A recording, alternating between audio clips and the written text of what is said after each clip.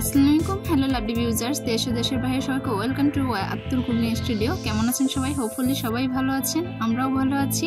So আজকে আপনাদের কাছে খুবই সাদামাটা একটা রেসিপি নিয়ে এসেছি, আর এটা কিন্তু খেতেও খুব দুর্দান্ত স্বাদ হয়ে থাকে। সাদামাটা বলছি কারণ খুবই সামান্য উপকরণ লাগছে, আর এটা কিন্তু আমার আম্মুর হাতে স্পেশাল একটা রেসিপি।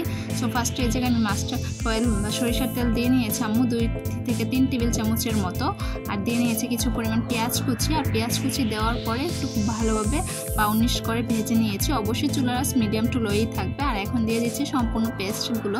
এই জায়গায় আদা বাটা, রসুন বাটা আর জিরা বাটা সব কিছু মিলিয়ে 1 চা চামচের মতো দিয়ে হয়েছে। দিয়ে খুব ভালোভাবে এটা একটু পানি দিয়ে কষিয়ে নিয়ে তারপরে যে গুঁড়া মশলাগুলো আছে সেগুলো দিয়ে দিচ্ছি। এই জায়গায় ধনিয়া গুঁড়া, মরিচের গুঁড়া আর হলুদের গুঁড়া দিয়ে দিয়েছি 1 চামচ করে। অবশ্যই মরিচের গুঁড়াটা একটু বেশি হবে কারণ এটা একটু ঝাল ঝাল হলে ভালো লাগে। আর এই জায়গায় দেখতে পাচ্ছেন শুটকি, এই জায়গায় চেলা শুটকি বা অনেক রকম শুটকির নাম বলে থাকে, আমাদের এদিকে চেলা শুটকি বলে। সো এই চেলা শুটকিটা আগে থেকে আম্মু খুব গরম পানি দিয়ে ধুয়ে নিয়েছে। অবশ্যই গরম পানিতে ধোয়ার আগে এটা একটু টেলে নেবেন। আর এখন দিয়ে দিচ্ছে আলু। আর এটা কিন্তু খুবই মজার হয়ে থাকে, খুবই সামান্য উপকরণে কিন্তু খুবই মজার। যারা শুটকি লাভার আছেন তারা তো মাস্ট বি ট্রাই করবেন, আর যারা নাকি স্পাইসি লাভার তাদের জন্য বলবো অবশ্যই ট্রাই করে দেখবেন। আলুগুলো খুব ভালোভাবে কষিয়ে নেব। অবশ্যই এই জায়গায় কষাবেন বেশি, যত কষাবেন এটা ততই ভালো লাগবে। আর এখন এই জায়গায় দিয়ে দিচ্ছে, এখন তো ফুলকপির সিজন, সো ফুলকপির যে ডাগাগুলো আছে সেগুলো দিয়ে দিচ্ছে। অবশ্যই এই ডাগাগুলো আম্মু আগে থেকে সিদ্ধ করে নিয়েছিল, সো আম্মু সিদ্ধ করে তারপরে এগুলো দিয়ে দিচ্ছে। আর অবশ্যই এটা খুব ভালোভাবে কেটে নেবেন। দেখতেই পাচ্ছেন আম্মু কীরকম ছোট ছোট করে দিয়েছে।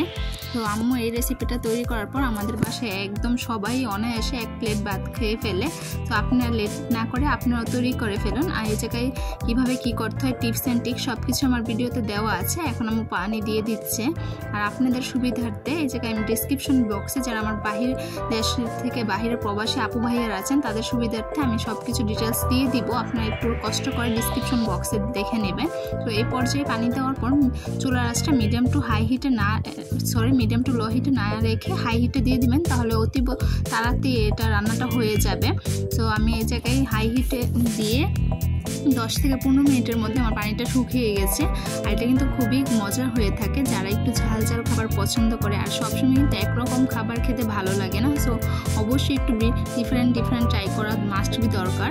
তো এখন আমি আরেকটু ঝালের জন্য কাঁচামরিচ ফালাই দিয়ে দিচ্ছি। আর বয়েসে যদি কোনো ধরনের ভিডিওতে ভুল ত্রুটি পান তাহলে ক্ষমার দৃষ্টিতে দেখবেন। তো দেখতেই পাচ্ছেন এটা কিন্তু প্রায় আমি 5 মিনিট পর ঢাকনা তুলে দিচ্ছে। আপনারা কি ভিডিও চান, কে কোথা থেকে দেখছেন সেটাও কমেন্টে জানাবেন।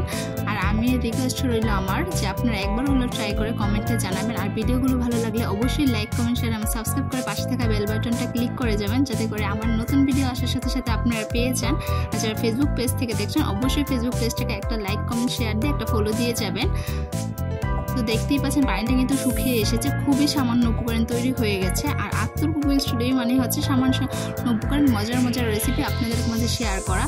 তো আমার কাজই এটা। আর আপনাদের এই ইন্সপিরেশনে কিন্তু আমি প্রতিদিন একটা ভিডিও দিতে আগ্রহী হই, কারণ আপনারা যতটুকু আমাকে সাপোর্ট করেন। সো আমার এটা কিন্তু হয়ে এসেছে, এখন নামিয়ে ফেলছে। আর দেখতেই পাচ্ছেন কত ইয়ামি হয়েছে। তাহলে আজকে আমি এখানেই বিদায় নিচ্ছি। সবাই আমার ফ্যামিলির জন্য দোয়া করুন। আসসালামু আলাইকুম, আল্লাহ হাফেজ।